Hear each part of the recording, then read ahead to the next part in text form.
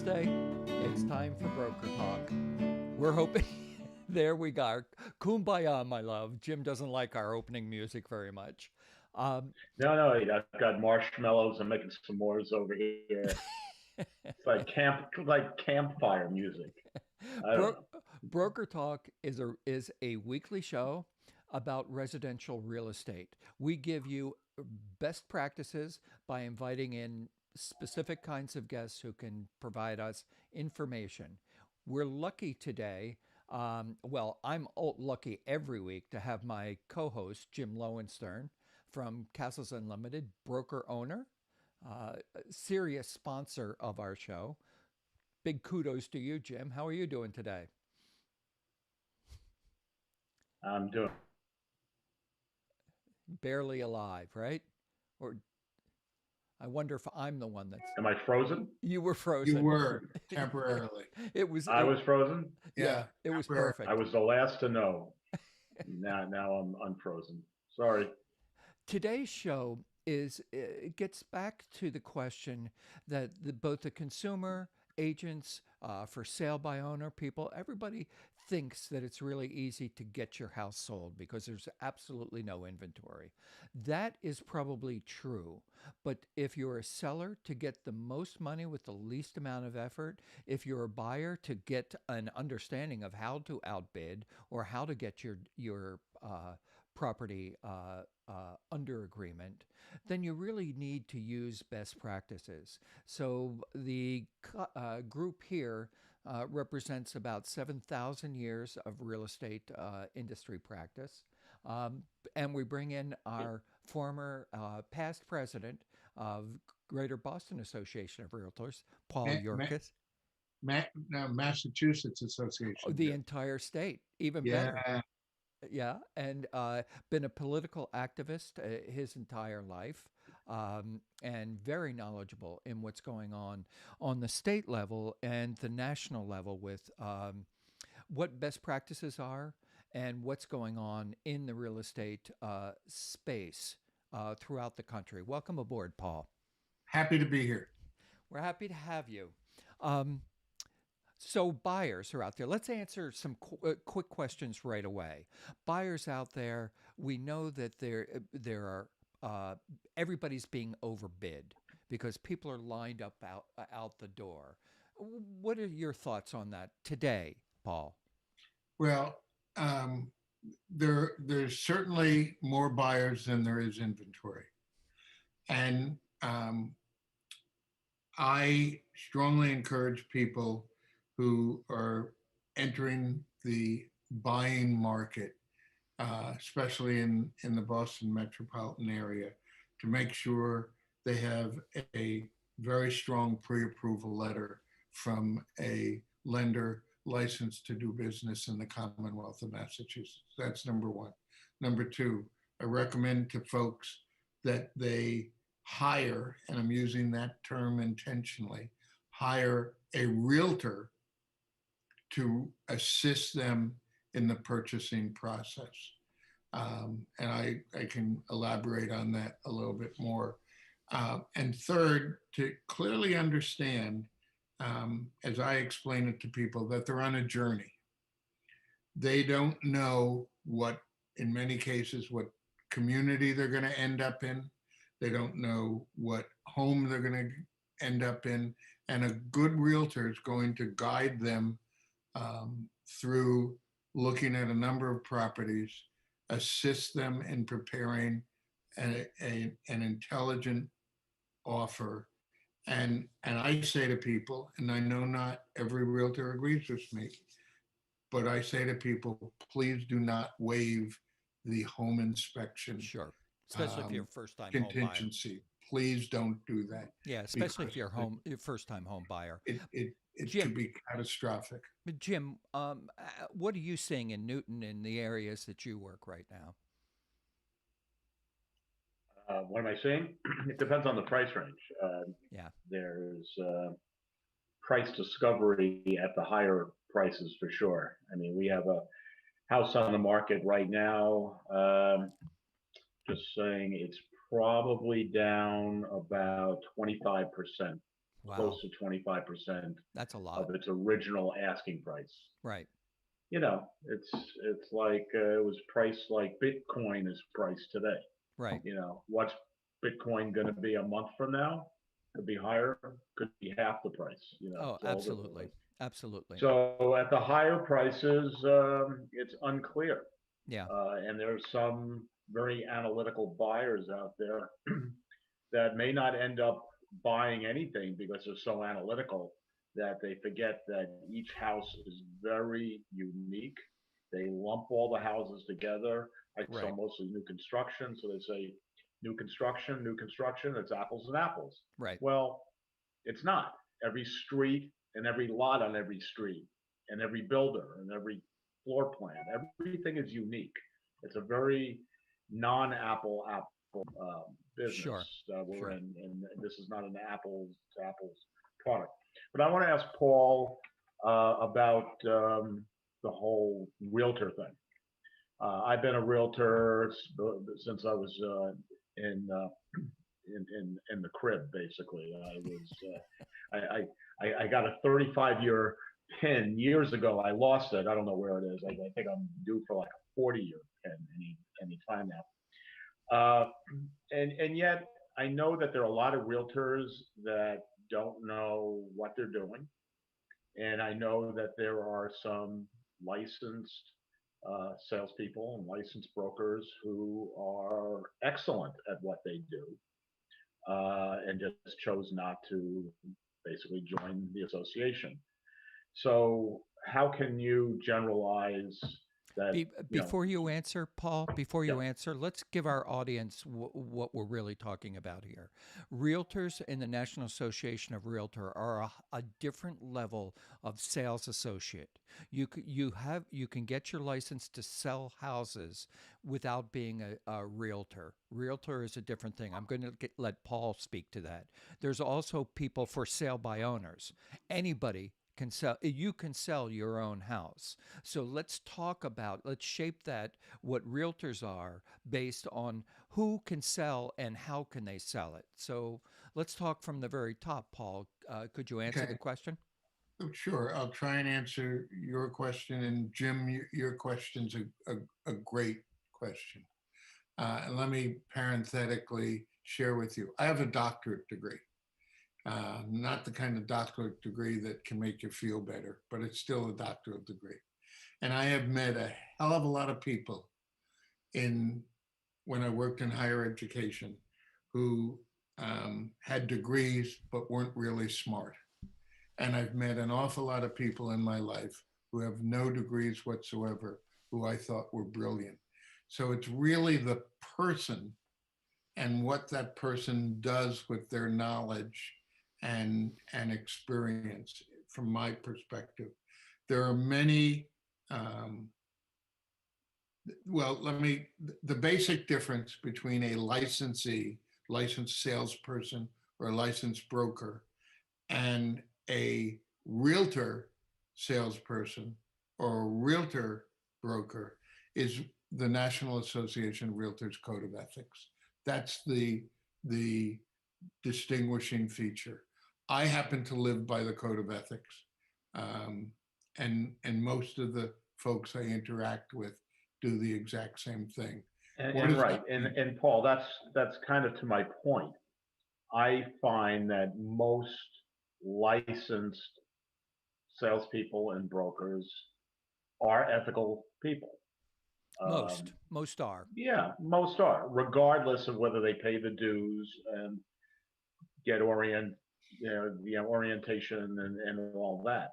So uh, I'm always struggling with this when I write out a check for over $700 every year for this. My dues are a little more than the average because I'm the Broker broker owner. for the Principle. company. Yeah, yeah. But you know, and I have agents that every year decide, no, I'm not even going to stay in the business, or I'm going to find a company that isn't a realtor company. Well, this really They don't want to breaks pay the down dues. into Well, two different areas, Jim. It's what do you get as a realtor? What does your organization do for you, and what is the code of ethics? So most agents are ethical. A lot of agents are knowledgeable. Um, uh, there's always going to be problems. You're being protected, and the code of ethics and all of that is a protection for the consumer. Paul? Well, let's just I speak to the other brokers out there. When they get that bill for 500 and change, they ask me, Jim, what am I paying for? Yeah, go ahead, Paul. well let see, Jim. Now your question is a different question Yes. I know. because what do your dues go for? What do your dues go for? Well, your dues Yeah, go they for say, well, why do I have to pay this? I've well, literally had agents in the past go, no, Jim, that's your bill. it's why they need to assume that investment in their profession is because they, as individuals, are relying on their realtor association at the local, state, and national level to protect, number one, their interest as a professional in the real estate industry. Number two, to protect home ownership and private property rights. Number three, to make sure that laws that are passed at the local, state, and federal level do not infringe on our ability to do our work and do not infringe on an individual's right to use their property in the highest and best use. But I'll stop there because I know it's time for a break. There we go, folks. And we'll be right back after this with more of the reasons why and how you can best sell your house. When you are searching for a new home, you want to be working with a realtor with years of experience, a professional with intimate knowledge of the communities that you are considering moving to, and someone who really wants to represent you as a buyer in what is probably the largest investment you will ever make in your lifetime. The realtors at Castles Unlimited want to be your choice when you're ready to make your next move. Please visit us at castlesunlimited.com or call us anytime at 800-967-3561. The realtors at Castles Unlimited are here to help your next purchase, lease, or sale of any real estate the easiest decision you've ever made. Start your search anytime, 24/7 at castlesunlimited.com.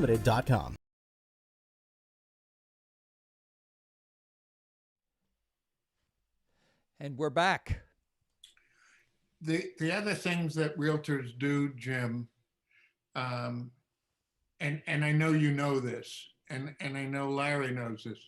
We're part of a community. We help build communities, and realtors serve on community groups, on planning boards, on conservation commissions, on zoning boards of appeals. We're active in the community, and it's not simply being active, but it's bringing our expertise to the table. And Being we bring proactive in our resources communities. to the community that would not otherwise be available. Right. Right. We're We're paying it being forward. proactive in the community. We live in the places where we help people buy and sell. Yep. But that doesn't answer Jim's question. Jim's question is, what do I get? And let me quickly answer. I'm going to give you some stuff you get. You get people who are proactively lobbying for this organization at the highest levels. Right. But they're doing that whether or not Jim Lowenstern pays. They can't They're do it going to with, do it every day anyway. they can't do it without Jim Lowenstern paying, without the industry. Really? If I didn't pay, the whole house of cards falls down. Really? Yeah, you represent what you do is what other people will do, you know? Well, And more I than thank that. you for Jim, we're a family. Yeah. suggesting that And I'm an influencer, Yeah. but Yeah. well, But you are an influencer. but You're an influencer in your office. You're an influencer in your community. When you are interacting with your clients in your office or your other agents' clients in your office, you're advocating for things. You're yeah. advocating for quality of life issues. Yeah. That's what realtors do. Yeah. okay, continue, Larry, because I think there was a few other things, right? Well, yeah, there are other things, not just the advocacy. I know I get a discount on MLS.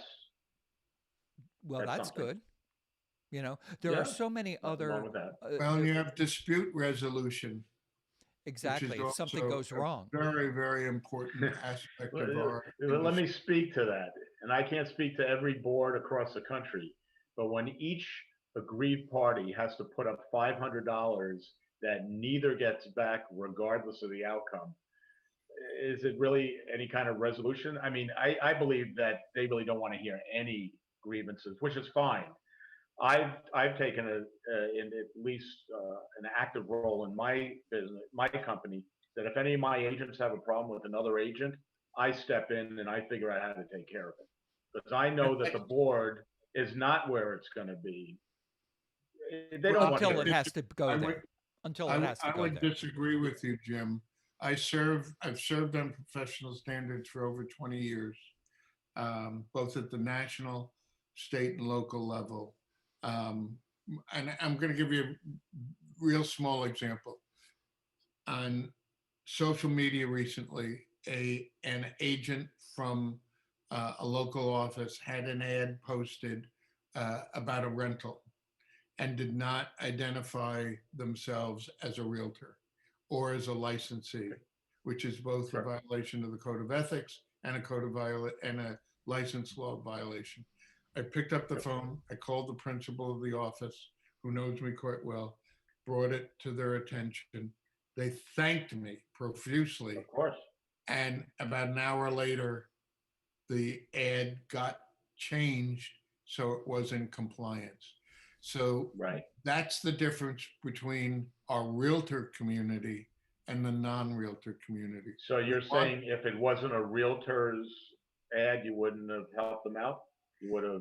It's I don't have the responsibility to enforce our code of ethics on individuals who aren't realtors. I don't have that responsibility. The training, the availability of the real estate agents and realtors have to pass courses every 2 year. Code of ethics. I think code of ethics is definitely Every 3 years now. every 3 years. Yeah. But that's not enough for the consumer. What the consumer also gets, because the realtor gets it first, is all of the information, all of what's going on in the economy, how are things being adjudicated, where you can Market go, trends. where you can go if something goes wrong. One of the things that I will share with Larry, you and Jim may be aware of this. When there is a complaint regarding a licensee who happens to be a realtor, and that complaint goes to the Board of Registration of Real Estate Brokers and Salespersons, they ask, is that person a realtor? And if they are, the Board of Registration suggests to that consumer that they contact the local board to file a complaint. You know what? You know why I'm Quicker. laughing. It's quicker. It's quicker. Why are you It's laughing? faster. Why are you laughing? And then let's take another break. I think I think it's worth paying the dues just for that. Can you imagine? I mean, listen, you can't fight City Hall, and it's going to pick up the phone at the Department of Professional Regulation to begin with, and then once you did I freeze again? No, you're still here. We need to take a Okay. break. So All right. okay, I'll be I'll back. let you take that. Oh, yeah, we'll Yeah, all I'll be back. I'll sit right here. Yeah, I'll try to hold that don't thought. move. It's right after this ad for hot dogs.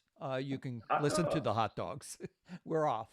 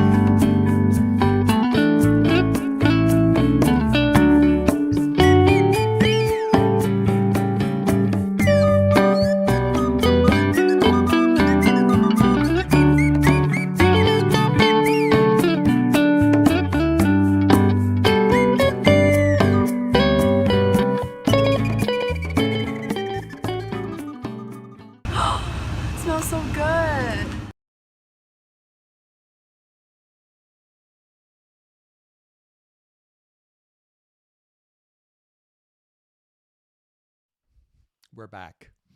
I was chairman of the grievance committee for a couple of years for Mass and GBAR. Um, I don't know if I think the real value is if you are a professional. If this is a very complicated business that appears simple, and simpletons Right. can do it. But to do Right. it at the highest level, you need training. You need to be able to talk to other people who know what the hell they're doing and can help you get through these complicated situations that every different transaction brings up. There's always going to be something. And Well, I boil it down to this. It's about $1 a day, if you really do the math, to be able to say you're a realtor when someone asks you. You don't have to sort of hedge it. Well, I'm kind of a realtor. I'm a licensed agent, but I don't pay dues, I have a whatever nice car. the answer should just be yes. I pay $1 a day. What big deal? You Exactly. know, cup of Exactly. coffee can be $4 or $5. So what we're doing is kind of patting ourselves on the back for being realtors. Let's try and give the consumer, a reason why you want to work with somebody like us. Okay, Well, that's where you come in, or Paul comes in. they, from my perspective, um, it's very, tonight I'm going to be teaching a first-time home buyer course for the South Middlesex Opportunity Your Council. 21st year, isn't it, Paul? 21st year, yep. Wow. And I say to people, especially the first-time home buyers, I ask them, even on Zoom, please raise your hand if you've ever hired somebody. And when we've got 30 or 40 people in the class, 5 or 6 hands go up. Nobody else has hired anyone. And I say to them, you're You mean anyone hiring. like a plumber or an electrician or anyone, or are you talking about a real estate professional? No, anybody, Anyone. anyone who Oh, they've ever hired somebody. okay. They either are too lazy to raise their hand, they don't understand the question. English is a second language and they haven't really learned it yet, or they don't know what the word hire means. Nah, they do, Jim, and they get it. And when I say to them, how do you interview that person who's helping you make the biggest single purchase of your life? And I go through a whole bunch of questions that they should be asking, and then I say to them, if you've hired that person, and it turns out that if they happen to be a realtor, that realtor is not doing what you need them to do as a first-time home buyer, as a buyer, what do you have to do? And I see these blank deer in the headlights faces, and I say you have to fire them because you need to have somebody representing you, giving you the best possible advice, the most information, connecting you with the right people to make sure that your purchase, your search and your purchase is successful. And I have had people say to me over the years, I never ever thought of hiring a realtor. I never thought of it that way. Now I have thought about it that way. Everybody has my phone number, my email address. I hear from people 5 and 6 years later saying, I'm getting ready to sell my home. How do I hire a realtor to sell my home? And I say to them, did the realtor who helped you buy your home do a good job? Yeah, they did a great job. I suggest you call that person. If you have Could you give them my And they number? probably don't even remember who it was. That's a big problem in the industry. I'm well, just hoping you give them my name, but I uh, appreciate you do it to other people. all right. The other question is, do you teach them that it's very important to hire one person as opposed to go to open houses, try to deal with just listing agents? Yes. If you see a Yeah. for sale by owner, try to save the commission and get a Yeah, kickback at the closing. that's a great question, Jim, and we talk about that a great deal. I said every time when I take a client to a house to look at, a condo to look at, I'm listening to them. I'm learning from them what they like and what they don't like, because they don't always articulate it and they always don't know it until they're actually at a property. So I'm beginning to gather information about their priorities. And so if I know what their priorities are and I get an email from them or a text message or a phone call, Paul, I want to take a look at 24 Kimberly Drive in Medway. And I go, well, are you aware that 24 Kimberly Drive in Medway is an incredibly busy street? It's a high traffic Why street. are we talking about my house? And are you aware of? Did you know I lived at the 24 Kimberly in Medway? No, Seriously, that was your house? That's I live hilarious. there now. This is where I am right now. What a coincidence! So That's unbelievable. So Unless he the, just the looked it whole up. the whole idea is to help them understand that when you have a relationship, you learn from one another. They learn from you, but you learn from them, so Right. you can do a better job and a more efficient job of having them look at homes. Well, you have your house, so you're really buying their house. I say when I go out with couples, the husband will usually say something, or the boyfriend, and I'll always say, I hear what you're saying, but I'm listening to her, because it's always the woman who makes the decision. Don't go there. I think Is that's that against a the code? generalization. Well, It's it might be sexist, but I can speak from my own experience, and there it have may been. be true in a lot of cases. Right.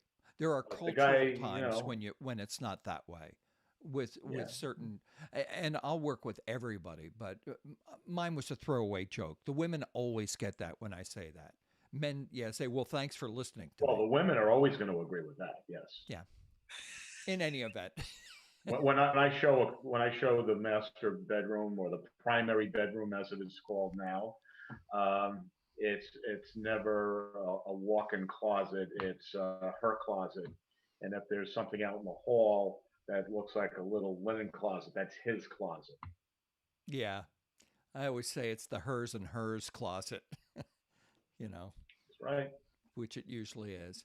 This is why we're old white guys. We have dad jokes that we Yeah. recycle over and over again.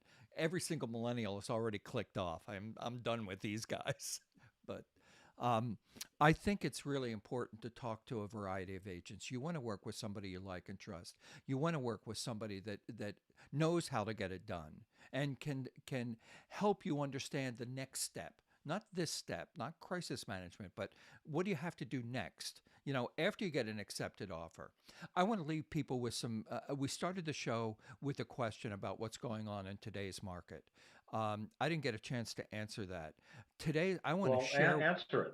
Yeah, I please. want to. I want to share what's happened with me in the last couple of weeks. What's going on in our market in around Boston right now? It's like the spring market a couple of weeks ago. It was. February 2021. We should timestamp this. Yeah. Yeah. It's what they'll agents from years from now will call the good old days, listing agents.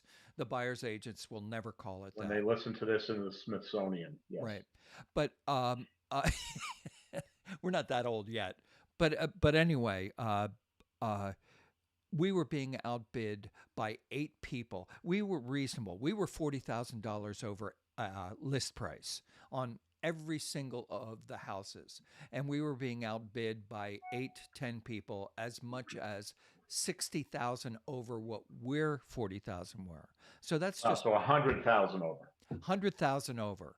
And this last week, last Monday, we were outbid by only 2 people, and the maximum was 40,000. So it's kind of after that first rush of people in the spring gets through, it's a little bit more sane. And there's still long lines, but there's still people lowballing, or saying, you know, but nobody is doing highest and best now. They're saying, give me your best thing, and we're going to decide it after that. They're not going back because they have 20 listing. They have 20 offers. Still, they should go back. Not, As a listing broker that is always negotiating the best interest of my client, you know what happens? because I've been on the other side of it, and so often they miss out on $5, $10, $20,000. So Yeah. just if you're a listing broker and you're not doing that, in my opinion, you're working in your best interest because you're working less. Yeah. But you're really hurting yourself too because you're earning a percentage of that overage.